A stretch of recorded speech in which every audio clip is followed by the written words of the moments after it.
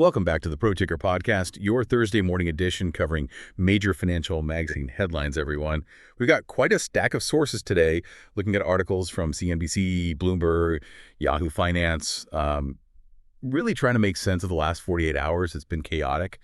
So our mission here is to, cut through some of the noise, the political stuff, the shutdown confusion, and really dive deep into what's actually moving the markets globally right now. And I think if you look at the big picture, the narrative that just jumps out from all the headlines is, well, it's AI. Simple as that. AI is just overshadowing everything else. You can talk about the U.S. government shutdown, the Fed minutes, but honestly, that feels like background noise compared to this. The real engine, and our sources really back this up, is artificial intelligence.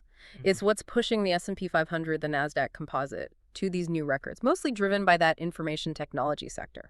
Yeah, absolutely. And that AI focus really starts, I think, with the most explosive story in the chip world this week. Let's get into that AI arms race, maybe starting with AMD. I mean, CNBC is reporting AMD stock has had a just stunning week, up 43% so far. That puts it on track for its best week since, April 2016? 43% in just a few days. That's huge. Yeah, that doesn't just happen, right? You need a massive catalyst for that kind of move. And we saw it. AMD's market cap hit $380 billion. It jumped 24% Monday, another 11% Wednesday. And it all ties back to this deepening partnership with OpenAI. Right. And what's really interesting there, the strategic hook, like you said, especially since OpenAI and NVIDIA have been so closely tied historically.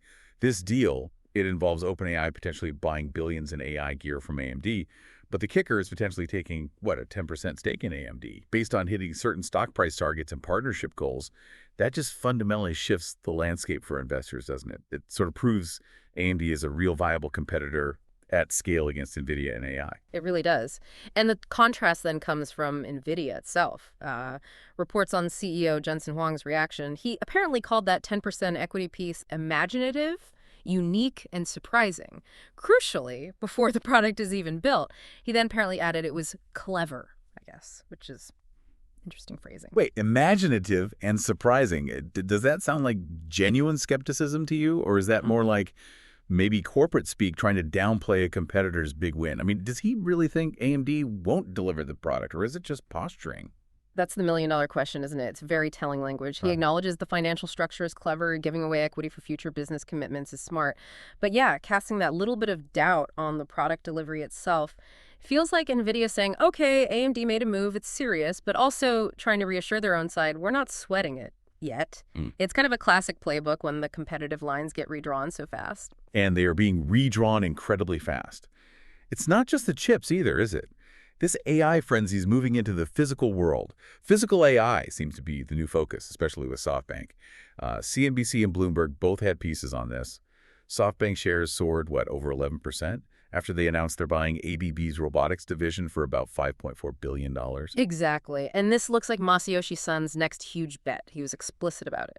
SoftBank's goal, he said, is to unite top tech and talent under this shared vision of fusing artificial superintelligence ASI, which, controversially, he defines as AI 10,000 times smarter than humans with robotics. So they're positioning themselves right at the heart of this whole boom, trying to be vertically integrated, from the chip design all the way to the robots doing the work. Okay, wow. That is a lot of tech euphoria, a lot of future vision driving these massive valuations. But whenever we see stocks going parabolic like AMD and big strategic bets on things like ASI, the bubble question has to come up, right? Are we in one? I think the consensus is increasingly, yes, we are. And the warnings are getting louder, and they're coming from some pretty serious global institutions. Reports mention both the IMF, the International Monetary Fund, and the Bank of England have basically joined this chorus, saying equity valuations, especially for AI companies, look stretched. The Bank of England specifically warned about a potential sharp market correction if those high expectations around AI adoption start to wobble. Okay, so if we sort of accept we're in a bubble, CNBC cited an analyst view saying we're maybe in stage 3 out of 5. Yeah. But if big names like Jamie Dimon at JP Morgan, Fed Chair Powell are already voicing concerns, why are the big funds still pouring money in? What makes this stage 3 feel different, maybe? Well, it seems the fear of missing out, the FOMO, is just incredibly powerful right now. It's overpowering those warnings. Investors, I think, know the valuations are high, but there's this belief that the underlying tech this time, the actual utility and productivity gains from AI, are real. Stage 3 basically means the institutional money is still chasing that momentum. They're hoping to ride the wave up to Stage 4, the blow off Yeah. top, before the inevitable Stage 5 crash. The growth story is just so compelling. It's kind of neutralizing the price concerns for now. But yeah, it makes the foundation feel increasingly shaky. Right. And while the West is grappling with these tech valuations, over in Asia, we're seeing political shifts driving a different kind of high-stakes market action. Let's pivot to the international markets. Japan saw huge moves. The Nikkei 225 hit another record high, jumped about 1.77%. Yeah, that's what CNBC and Yahoo Finance are calling the Takaichi trade. It's all linked to the new political leadership under Sana Takaichi. She's seen as a protege of former PM Shinzo Abe. So the Takaichi trade is basically a bet that her administration will continue pushing that ultra-loose monetary policy, more fiscal spending, essentially more Abenomics. But the big issue that comes out of that strategy is the currency, right? It's a tightrope walk. This policy has weakened the yen even more. It pushed it past that 1 in 50 mark against the dollar, which is psychologically important, politically sensitive.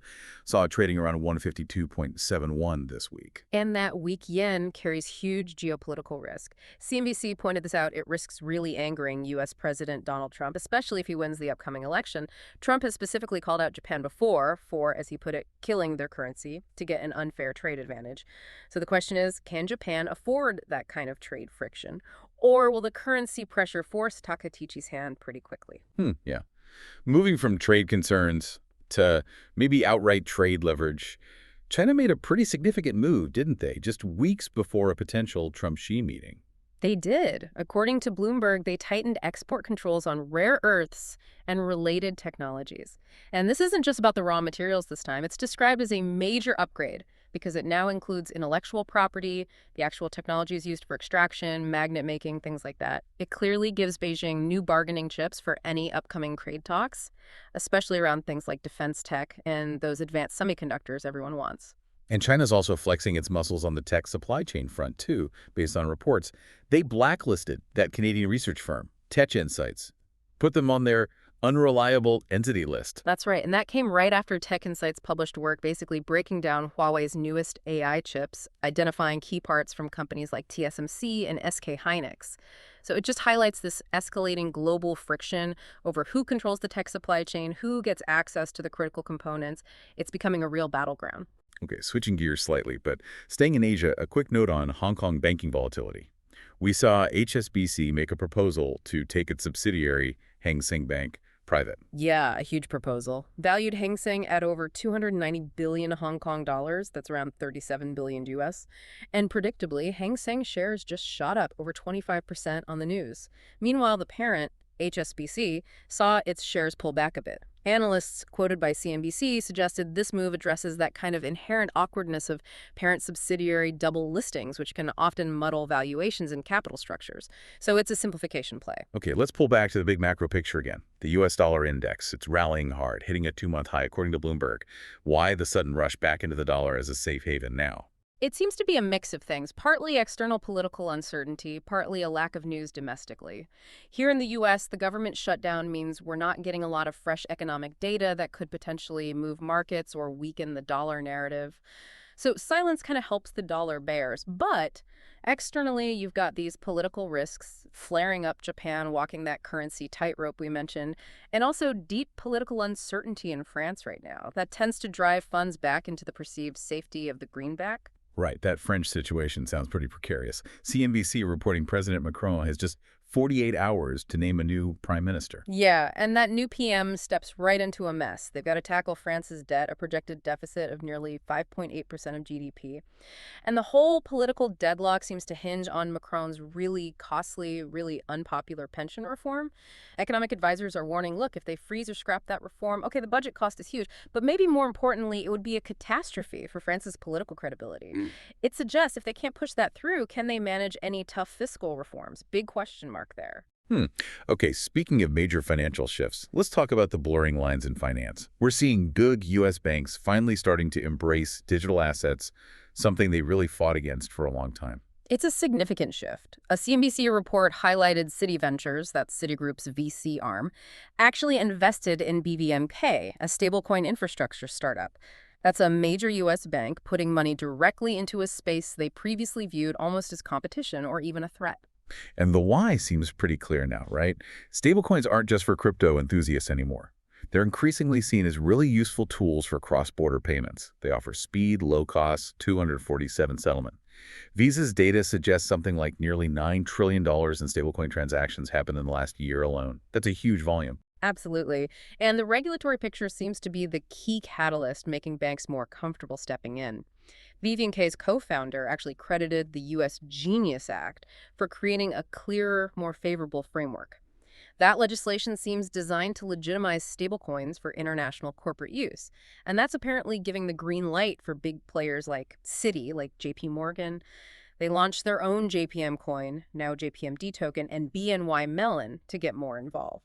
But as Yahoo Finance points out, these same big banks are walking a really tricky political tightrope back home in Trump's Washington. Yeah, they're playing offense and defense at the same time, it seems. On one hand, they're hoping for, maybe anticipating, a rollback of some Dodd-Frank regulations, which they generally favor. But on the other hand, they're actively lobbying against non-bank crypto platforms like Coinbase, especially those offering rewards or yield on stablecoin holdings. The bank lobbyists argue these platforms are creating pseudo-banks without the same level of regulation, and it's an incredibly profitable business that needs the same oversight. And layered on top of the crypto fight is this whole debanking issue. The Trump administration has really zeroed in on this, hasn't it? Sending executive orders, letters to thousands of lenders, basically demanding they prove they haven't discriminated against conservative customers for political reasons. Exactly. So the banks are scrambling. They have to deny any political bias in their decisions, while also making sure their criteria for rejecting customers are purely financial and objective. The anxiety is definitely palpable, according to Yahoo Finance coverage. Gold hit a record high, above $4,060. Bitcoin also climbed strongly, trading over $121,000 this week. Investors are clearly looking at ongoing central bank policies, plus all this geopolitical instability, and seeing persistent threats to the value of traditional currencies. And what's striking is the psychological shift that represents. You're hearing financial experts now openly say Bitcoin is just too large to ignore, that it's becoming almost an essential part of a diversified portfolio, maybe sitting alongside a larger gold allocation, specifically as a hedge against fiat currency weakness. This is moving firmly into the mainstream playbook. And you need a flashing red warning light that maybe market exuberance is getting a bit out of hand. Well, we got one. CNBC reported that Roundhill Investments actually resurrected the meme ETF. No way. The meme ticker's back. Okay, who are the new generation meme stocks this time around? Yeah. The new version is focusing on names like Open Door Technologies, QuantumScape. QuantumScape actually makes up over 8% of the ETF's weight right now. But here's the big flashing caution sign. The last time this ETF launched was late 2021, right when the NASDAQ composite was hitting its absolute peak. Historically, its launch has kind of been seen as a contrarian indicator, signaling market froth is reaching fever pitch. And maybe unsurprisingly, the new meme ETF actually fell 1.8% on its first day back, even while the broader market was making new highs. So maybe take that as a sign. Okay, so if we try to synthesize all of this, the AI records, the geopolitical tensions in Asia, the banks walking political tightropes here, what's the single critical takeaway for you, the listener, today? I think the dichotomy is just incredibly stark. On one side, you have this AI-driven euphoria pushing markets to record highs, fueling massive investment, huge strategic moves by companies like AMD, SoftBank, amazing growth story. But that growth seems to be resting on increasingly precarious foundations. The warning signs are flashing yellow everywhere: stretched valuations, real geopolitical trade tensions over critical stuff like rare earths, deep political instability simmering in Europe, currency market volatility. The key tension really feels like it's between this technological optimism, this euphoria, and the messy, risky reality of the global political and economic landscape it's built on. Which brings us perfectly to our final thought for you to chew on today. The U.S. recently approved billions in NVIDIA chip exports to the UAE. That was apparently the first step in implementing a pretty controversial deal. According to Bloomberg, that approval only happened after the UAE made concrete plans for a reciprocal $1.4 trillion investment pledge right here on American soil.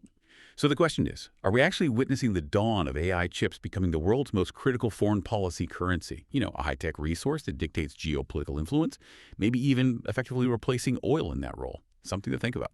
We'll see you all tomorrow morning with new headlines from major financial magazines.